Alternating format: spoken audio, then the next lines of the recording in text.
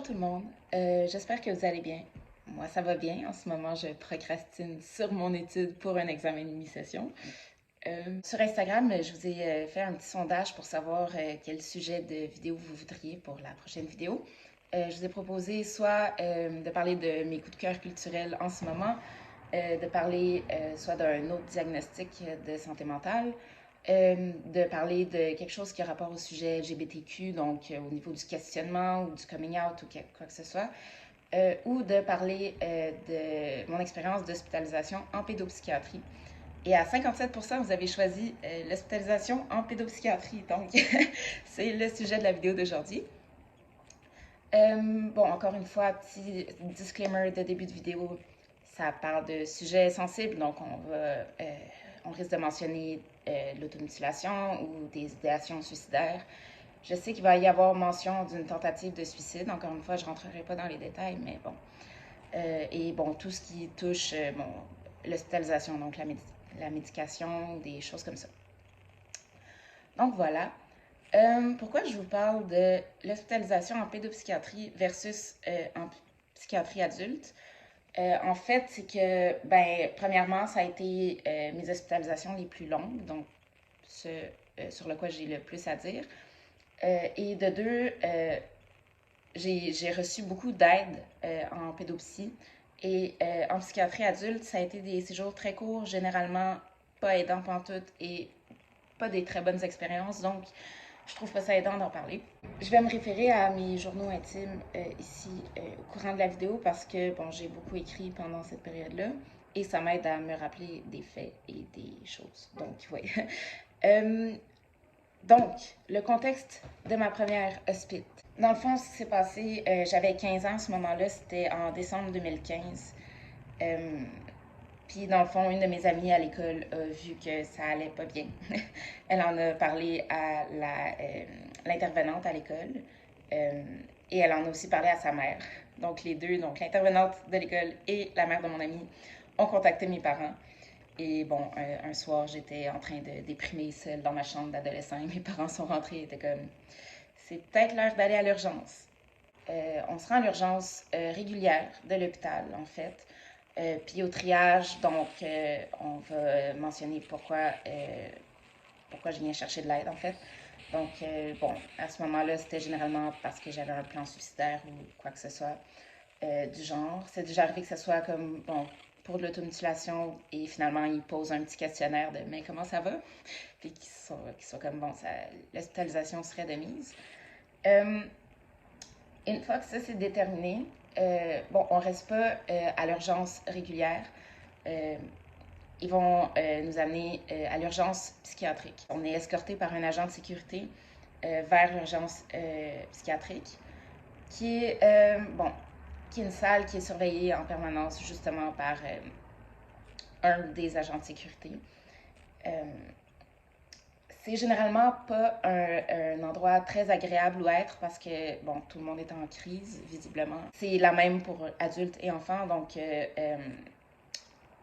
moi, j'ai souvent passé la nuit là parce que j'arrivais là de soir et bon, il n'y avait pas de psychiatre de garde, donc on attend qu'il arrive le matin pour qu'il nous évalue. Bon, il y a des gens qui vont être en train de d'être en manque de drogue, qui vont crier. Donc, c'est pas un endroit où on se repose énormément.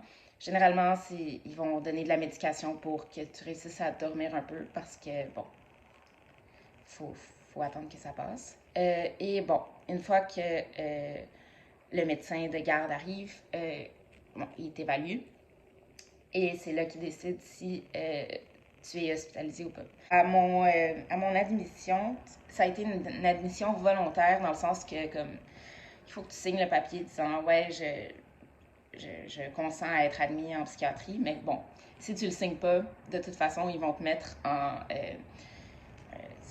ils peuvent comme te garder pendant 72 heures sous ordre de la cour parce que tu as un danger pour toi-même ou pour les autres. Donc, tu n'as comme pas trop le choix de signer le papier, mais bon. Bon, puis à mon admission, on m'avait dit que le séjour moyen était de 3 à 10 jours. Cette première hospite-là, moi, ça a duré un mois. Donc, je n'étais pas très contente. Bon, j'ai ici un petit dessin que j'avais fait de ma ma belle chambre. C'est ça. J'étais à l'hôpital de Joliette et, bon, c'est pas l'expérience que tout le monde va avoir, mais cette unité-là en particulier venait d'être construite comme 1 an ou 2 auparavant. Donc, c'était vraiment très beau. Il y avait vraiment mis beaucoup de budget là-dedans. Donc, on avait, on était bien installés, là. Quand tu rentres dans l'unité, en fait, il y a des doubles portes, donc barrées. C'est vraiment des lourdes portes, un peu comme anti-feu. Puis ils font ça pour éviter le risque de fugue. Donc, pour rentrer dans l'unité, il faut que quelqu'un le débarre avec sa puce électronique. On rentre dans comme le sas entre les deux portes. Ils attendent que la porte se referme et ensuite tu ouvres l'autre. Comme ça, même si jamais tu réussis à te faufiler après un employé, ben, tu ne pourras pas passer à la deuxième porte. Je me rappelle que ça m'avait vraiment impressionnée quand j'étais rentrée là parce que je me rappelle qu'une de mes amies était venue me visiter puis elle avait pas le droit de me visiter. Donc, mais il m'avait laissé comme la voir pendant comme 2-3 minutes, juste lui parler rapidement. Puis on était entre les deux portes. Puis, en tout cas, moi, j'étais en train de paniquer. Puis j'étais comme, non, ne me laisse pas ici. Ça a frappé mon imaginaire, mais bon. Ensuite de ça, il y a le poste des infirmières, qui est un local vitré pour qu'ils puissent voir un peu partout. C'est là où, bon, les infirmières ou les éducatrices spécialisées, là, je mets ça au féminin parce que c'est souvent des métiers féminins, mais il va y avoir des gars aussi, là, mais c'est là qu'ils sont en général pour remplir leurs notes évolutives ou pour avoir des petites discussions cliniques rapidement. C'est là que tu vas aller cogner si tu as besoin de quelque chose. Il y avait une cabine téléphonique qui était, bon, barrée en permanence. On y avait accès, on avait droit à 2 fois 10 minutes de téléphone chaque soir, donc pour appeler quelqu'un. Il y avait le salon et la cuisine qui étaient comme un peu la même pièce. C'est là où il y allait avoir les rencontres de groupe le matin. Au niveau de la cuisine, on était encore là bien installé. Il y avait vraiment une petite cuisinette, il y avait un frigo, on pouvait comme cuisiner là. Le frigo était barré en permanence, of course. Mais bon, des fois, il y avait des ateliers cuisine, puis on s'en servait. Puis en général, les repas, bon, ça arrivait de l'extérieur dans un chariot et tout, mais on avait un frigo pour comme les collations et tout. Sinon, il y avait une salle de loisirs où il y avait une table de ping-pong et un piano. Cette salle-là était barrée en général, mais bon, il y a des barrés dans les périodes comme, pas libres, là, mais les périodes plus comme de groupe et tout. Il y avait une salle de bricolage, encore là, barrée en tout temps parce que ciseaux et autres choses comme ça. Mais bon, encore là, des fois, on avait des ateliers bricolage ou comme, c'est ça, là, ça va être des trucs vraiment comme de base, là, comme se faire une petite affiche avec nos qualités ou comme, des choses comme ça. Là. Moi, j'ai souvent été hospitalisée dans le coin de Noël, donc ça arrivait souvent qu'on fasse comme des petits cadeaux pour nos parents. Mais bon. Il y avait une salle de rencontre, donc une grande salle de conférence où, comme, bon, il pouvait y avoir des rencontres multidisciplinaires avec le psychiatre, les infirmières, les éducateurs. Il y avait des travailleurs sociaux. Des fois, il y avait des psychologues qui venaient comme d'en haut, parce que c'était comme l'unité externe qui pouvait venir pour les rencontres. Il pouvait y avoir des rencontres avec les parents aussi, là. Bon, ça encore là, c'est barré en permanence. Toutes les barrées en permanence, il faudrait juste que j'arrête de le mentionner, là. Les salles de bain. On avait 3 salles de bain. Comment c'était fait? C'était, encore là, il y avait comme des doubles portes. Donc, tu rentrais, puis encore là, ça, c'était généralement barré. Il fallait que tu demandes pour qu'il le débarre. Bon, tu rentrais, il y avait la toilette, le lavabo. Puis ensuite de ça, il y avait une autre porte barrée qui débarrait seulement dans la période des douches. Et là, c'est ça, il y avait la douche. Les chambres, j'étais dans une unité où il y avait 12 chambres. Je vous ai montré un peu rapidement tantôt là, de quoi ça avait de l'air. Tout est fixé au sol, donc le lit est fixé au sol, le bureau est fixé au sol. T'as une armoire pour mettre tes vêtements et tout, qui est barrée tout le temps, sauf comme justement mettons le matin, ils vont venir te la débarrer le temps que tu t'habilles, puis la repart après. Des choses comme ça. Au niveau d'un horaire typique d'une journée, ben, premièrement, quand tu arrives, quand tu viens de te faire admettre, tu as un 24 heures au moins, des fois c'est 48 heures, où tu es vraiment juste dans ta chambre. Tu vas manger tes repas dans la chambre, donc pas avec le reste du groupe. Ça va être parce que généralement, tu arrives, tu es en crise, donc donne le temps décompresser un peu, de te reposer. Tu vas pas faire les activités avec le reste des gens. Tu es juste là pour comme te déposer, justement, puis ils vont te faire remplir un peu des questionnaires là, sur ton état mental du moment et tout. Mais ensuite de ça, pour une journée normale, euh, le réveil était quand même assez tôt. Donc, on se faisait réveiller vers comme 8 heures du matin, il me semble. Euh, et bon, là, tu as quelques minutes pour débarrer ton armoire, tu t'habilles et tu rejoins le groupe rapidement. Euh, Si on va te faire des prises de sang, ils vont le faire au réveil. Je pense que je le dis plus loin dans les règlements, mais bon, au niveau des vêtements, c'est sûr que tout ce qui a des cordons, en fait, est interdit. Donc, tes cotons ouatés, ils enlèvent les cordes quand tu rentres à l'unité. Ils passent vraiment au travers de tes bagages, puis ils s'assurent qu'il n'y a rien de... Donc, puis bon, nous, on avait des souliers, mais justement, c'est barré en permanence. Le jour où tu mets tes souliers, puis à la période des douches, ils s'assurent que tu n'as pas tes souliers avec toi. Et ensuite, on allait dans le salon. On avait une petite discussion rapidement sur, bon, l'horaire du jour, de quoi ça allait avoir de l'air, des petites mises au point s'il y a lieu sur la vie dans l'unité. Ensuite de ça, l'horaire du jour, c'était séparé.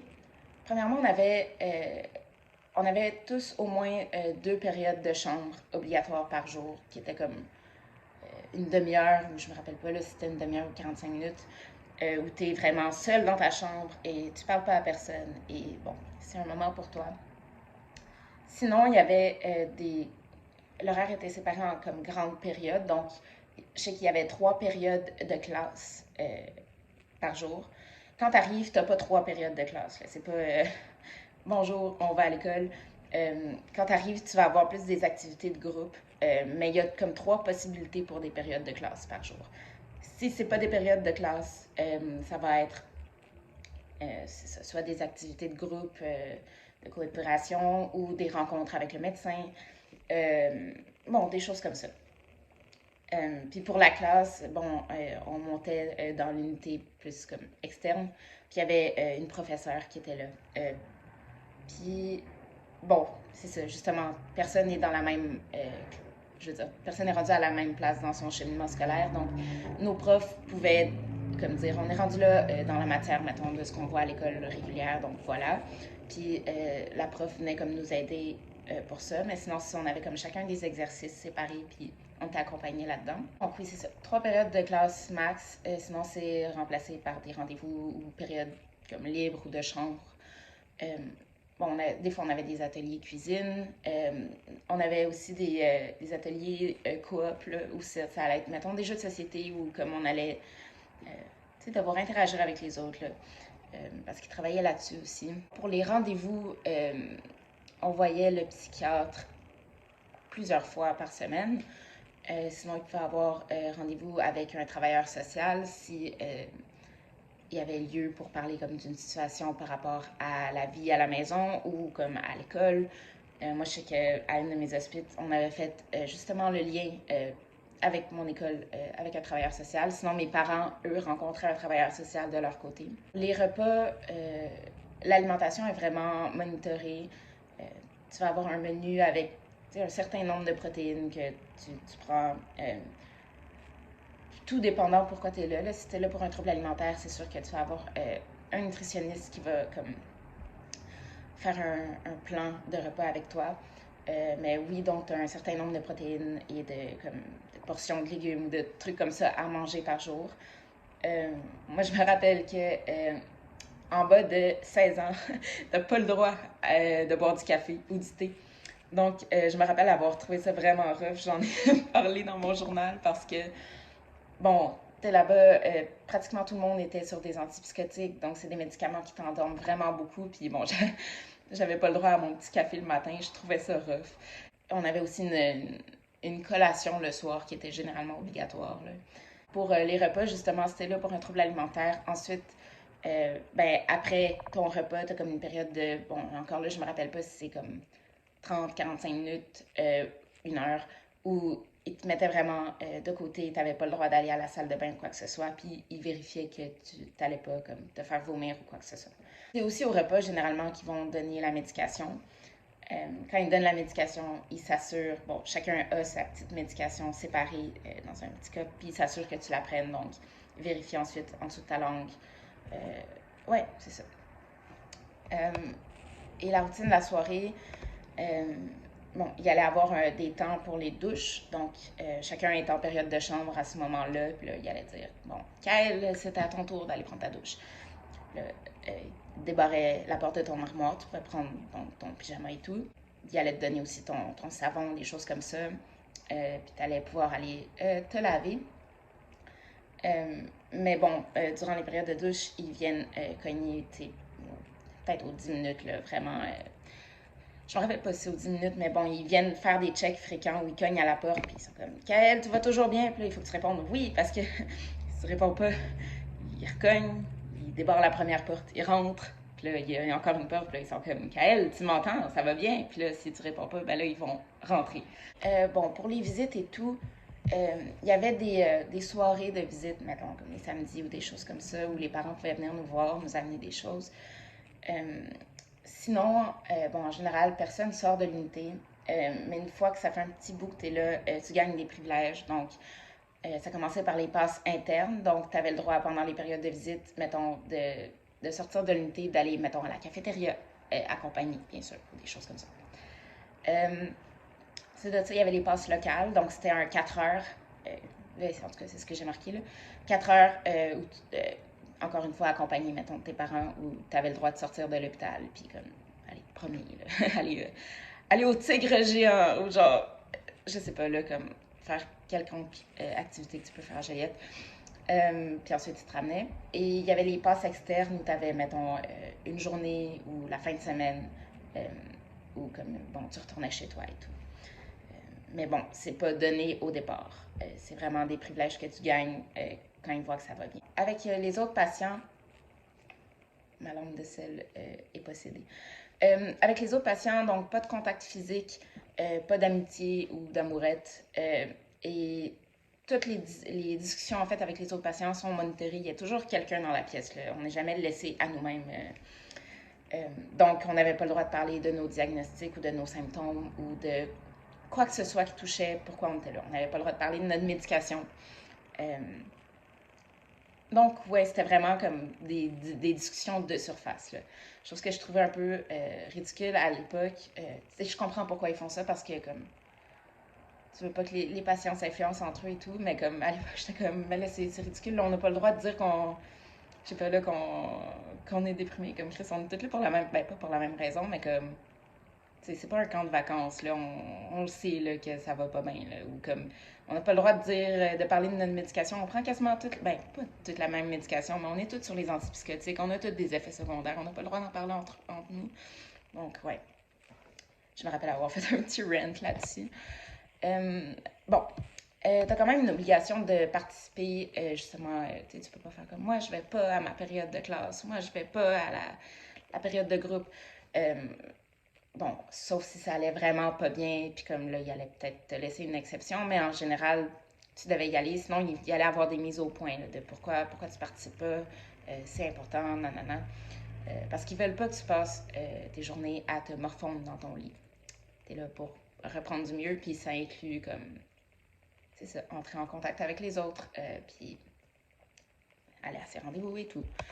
Bon, pour les objets, bon, je l'ai mentionné, pas rien de corde ou comme, tu sais, mettons, mes parents m'avaient amené ma guitare, elle était toujours barrée dans une pièce parce qu'il y a des cordes après ça ou parce que je pourrais frapper quelqu'un avec une guitare, je sais pas. Mais bon, sinon, tous les objets, donc les rasoirs, quoi que ce soit, j'imagine que tu pouvais avoir le droit, mais comme en général, t'es hospitalisé, tu vas pas vraiment focusser sur ton poil de jambe, puis comme si je pense que si tu utilises un rasoir, ça allait être vraiment comme il allait avoir quelqu'un avec toi comme qui allait te regarder te raser les jambes. Donc en général, les gens laissaient faire. Bon, tous les produits, moi je me rappelle, mon liquide pour les verres de contact était tout le temps sous clé, puis comme il watchait vraiment comme quand j'allais l'utiliser. Donc, il s'assure vraiment que tu n'aies pas de moyen de te faire du mal. Il y a toujours moyen, là, mais comme c'est vraiment très, très observé. Les crayons, encore là, c'est sous-clé, puis comme dans tes périodes de chambre, tu allais avoir le droit. Obligation de prendre sa médication, dans le sens qu'ils vérifient, ils te la donnent, ils sont devant toi, puis ils sont comme, prends-la devant moi, puis ils vérifient que tu l'avales et que tu la prennes. Parce qu'encore une fois, tu es là pour prendre du mieux. Pas d'appareil électronique. Donc, bon, on n'avait pas le droit à notre téléphone là-bas du tout. Même les lecteurs MP3, il y en avait, eux autres, à l'unité qui allaient nous passer pendant les périodes de chambre avec comme de la bonne vieille musique comme des années 90, début 2000. Ça a été comme la soundtrack de mes hospitalisations, là, c'est magnifique.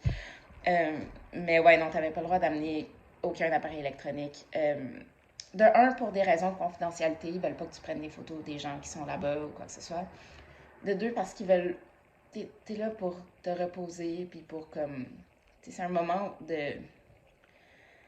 Ils veulent pas que tu sois en contact avec le monde extérieur parce que ça peut être une source de stress, comme ta vie à l'école, tes amis, ta famille, quoi que ce soit. Donc, pas de réseaux sociaux, rien de tout ça. Tu peux pas texter aux gens. C'est ça, t'as tes 10 minutes de téléphone à la fin de la journée si tout va bien. Et c'est tout. Tout est sous-clé. Je pense que je l'ai assez dit, mais comme tout est vraiment tout le temps sous-clé.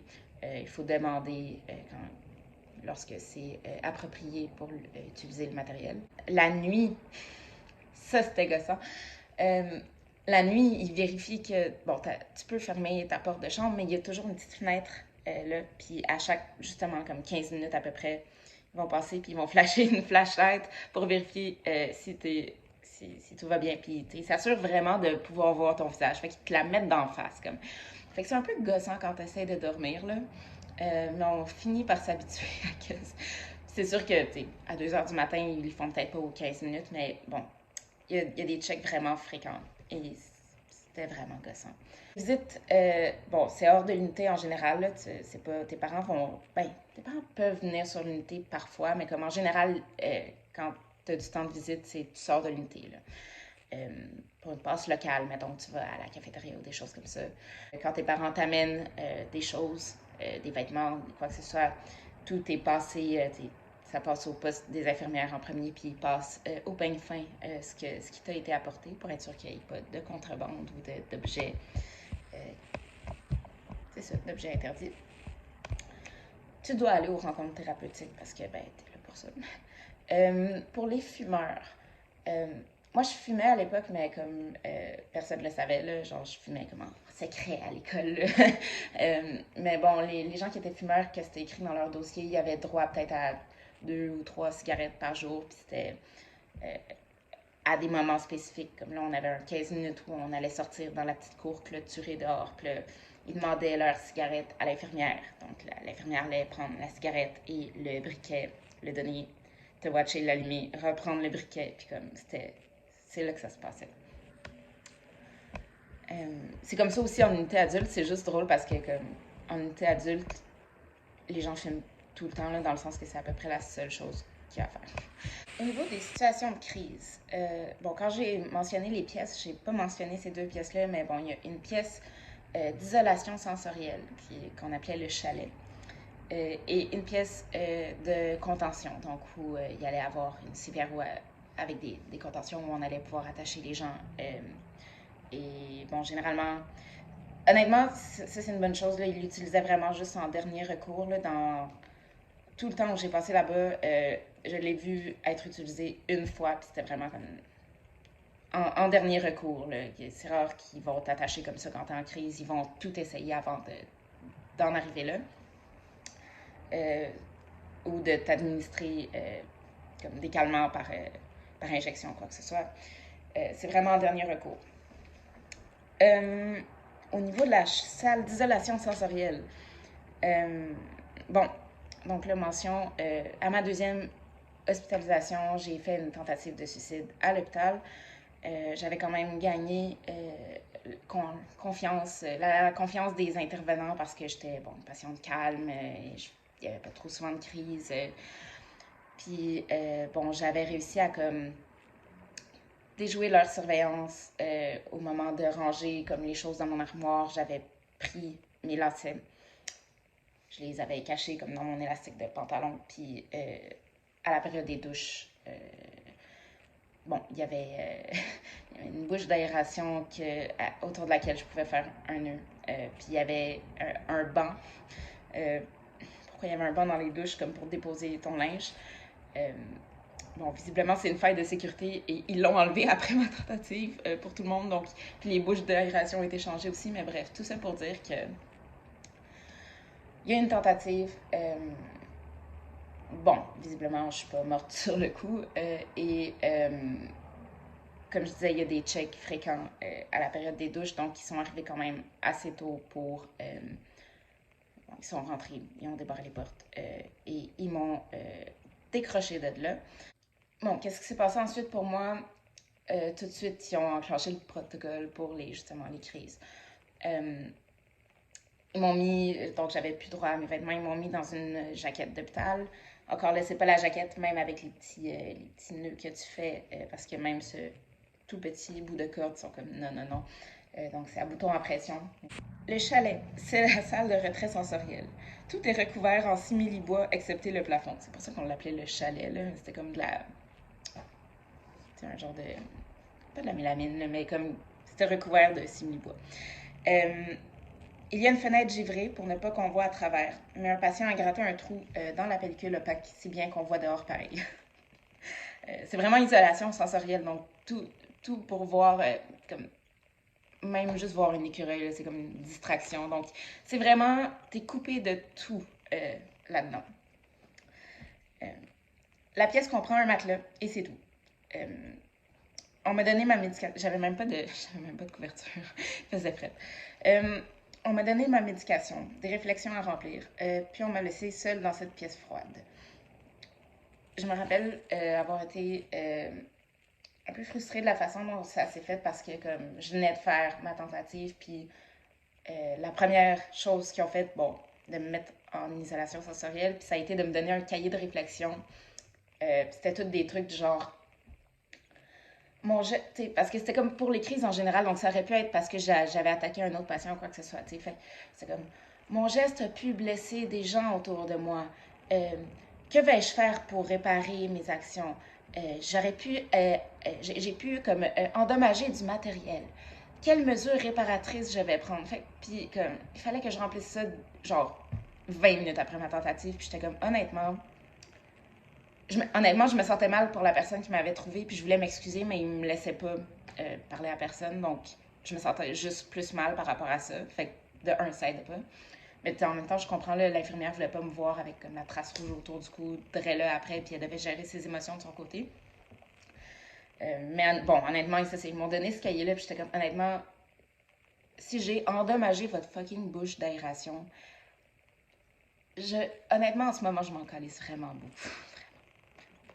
Bref. Fait que ça avait été un peu frustrant, mais bon, il m'avait donné ça. Puis ensuite, bon, c'est vraiment juste de l'attente. Donc, t'es seule dans la pièce. Bon, j'écris... bon, j'étais en surveillance one-on-one, donc il y a quelqu'un qui est juste à la sortie de la pièce et qui attend et t'observe. Et c'est ça. Interdiction de sortir ou de parler à qui que ce soit. Donc, même la personne qui... en one-on-one, je pouvais, genre, avec comme consigne de pas me parler, genre. Je voulais m'excuser à l'infirmière pour la situation et la secousse que produit le fait de trouver quelqu'un, blablabla, mais bon, j'avais pas le droit, puis ça, je me rappelle que ça me créait vraiment beaucoup d'anxiété. J'avais eu le droit d'emprunter un crayon pour écrire un peu. En gros, ça fait des heures et des heures que je suis isolée. Je m'emmerde. Je veux avoir des interactions sociales. C'est long être seule sans distraction avec mes pensées. Parce que, bon, je comprends le but de calmer la situation, mais bon, à ce moment-là, être seule avec comme toutes ces pensées-là suicidaires et tout, c'est sans pouvoir parler à personne, sans pouvoir lire ou comme écouter de la musique ou quoi que ce soit, c'était vraiment rushant. Puis, bon, j'ai eu la bonne idée de faire ma tentative un vendredi soir. Il n'y a pas de médecin de garde la fin de semaine. Et ça prend un médecin pour évaluer ton état et dire, OK, tu peux retourner dans ta chambre régulière ou des trucs comme ça. Donc, j'ai été poignée pendant un bon 2 jours solides en isolation sensorielle et ça a été vraiment difficile. D'habitude, le protocole, c'est de réévaluer aux 12 heures l'état du patient.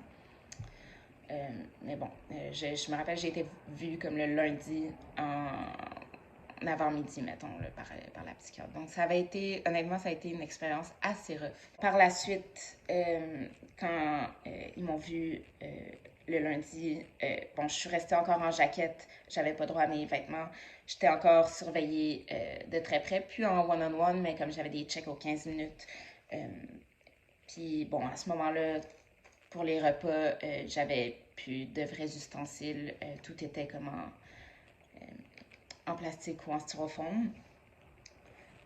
Ça a duré comme ça pour quelques jours après, ben, peut-être une journée ou deux, là. Ou encore là, j'étais à l'écart du groupe, donc j'étais comme un peu comme en accueil là, quand tu arrives à l'hôpital. Donc j'étais dans ma chambre régulière, j'avais le droit à des livres maintenant. Mais bon, je voyais personne et j'étais en retrait encore.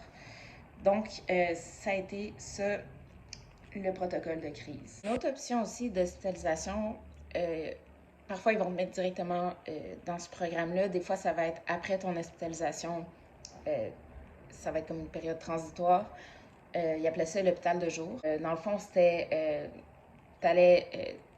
tu vivais chez toi, chez tes parents, mais comme le matin à comme 9 h, t'allais arriver à l'hôpital, comme si t'allais à l'école. Puis là, t'allais avoir, bon, soit des périodes de classe ou des... Ben, en fait, généralement les deux, là, des périodes de classe et des rencontres avec les spécialistes, là, la psychiatre ou les infirmières, des choses comme ça. Durant la journée, participer à la vie sur l'unité, les activités. Puis vers 5 heures, 4-5 heures, là, retourner chez toi.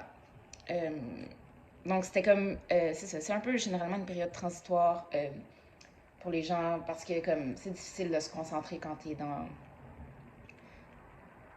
une passe rough en santé mentale. Donc, au niveau de l'école, il allait aider là-dessus.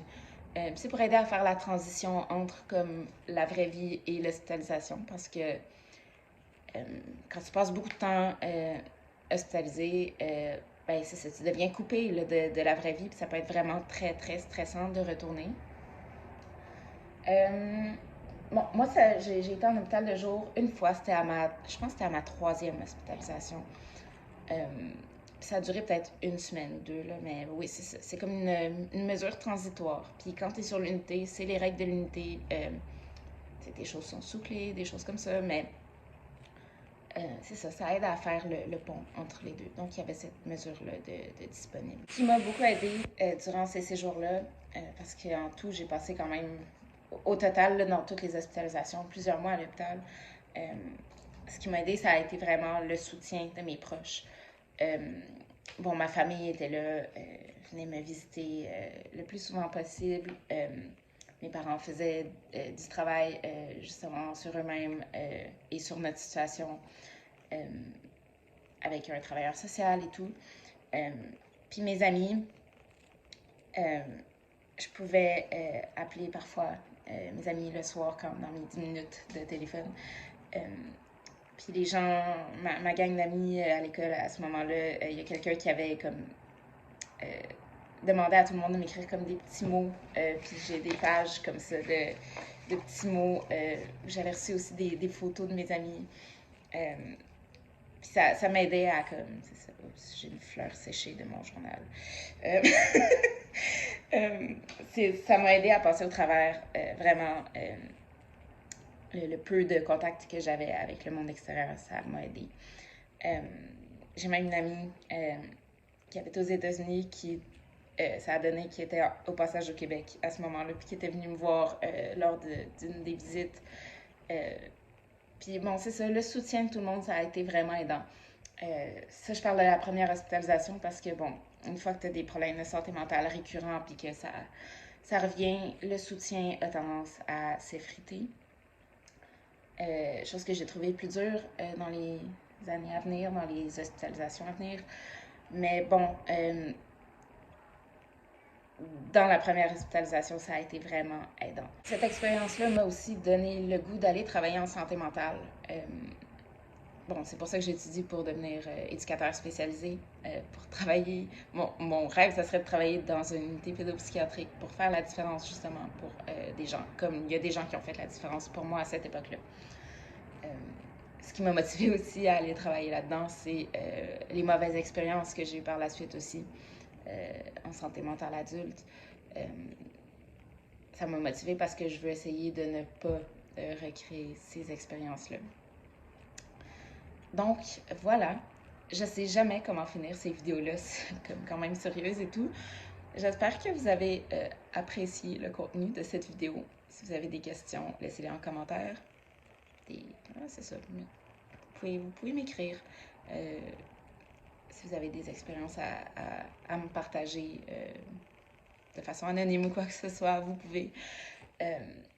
Et bon, je vous reverrai pour un prochain sujet de vidéo, probablement plus léger. En fait, assurément plus léger.